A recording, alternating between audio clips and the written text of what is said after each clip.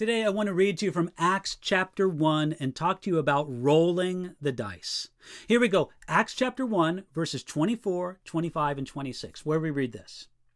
And they prayed and said, You, O Lord, who know the hearts of all, show which of these two you have chosen to take part in this ministry and apostleship, from which Judas by transgression fell, that he might go to his own place. And they cast their lots, and the lot fell on Matthias, and he was numbered with the 11 apostles. From thinking about what the Bible said, the disciples understood that they had to choose someone to take the place of the dead and disgraced Judas.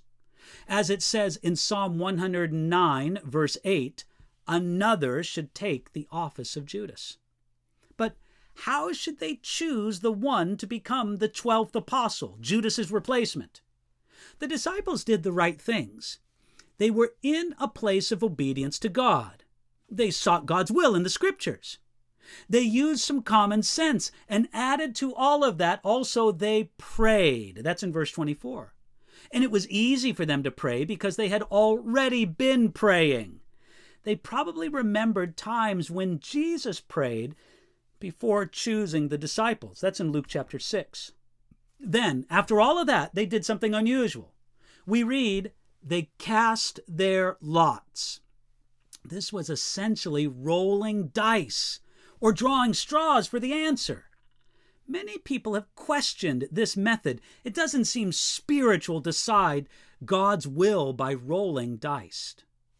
Still, I think that when they cast their lots, they were actually relying on God.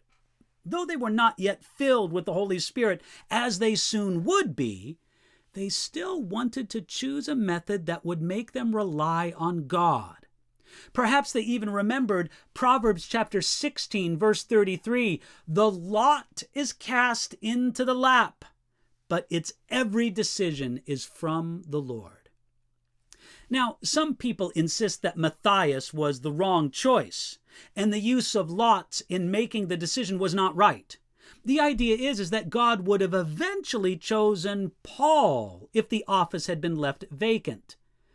But we must respect the testimony of the Scriptures. God did not want to leave the office vacant. If it were left unfilled, it might be seen as a victory for Satan. It would be as if Jesus chose 12, but one of them came up short, and therefore Satan defeated the desire of Jesus to have 12 apostles. As for Paul, he clearly considered himself an apostle, but one born out of due time, as 1 Corinthians 15:8 says. It doesn't seem that Paul objected to the selection of Matthias. Casting lots may be an imperfect way to discern God's will, but actually, it's much better than the methods that many Christians use today in making big decisions. Look, isn't it true that when it comes time to make decisions, many Christians rely only on their emotions, or they rely only on circumstances, or they rely only on feelings, or only on their fleshly desires? Let me tell you something. It would be better to roll the dice and trust God for the results than to trust in your emotions or circumstances or feelings or fleshly desires. Look, at the end of it all, Matthias was numbered with the 11 apostles. I believe that God guided them into the right decision, and that He will also guide us as we obey Him, search the Scriptures, pray, and rely on Him. So do it today.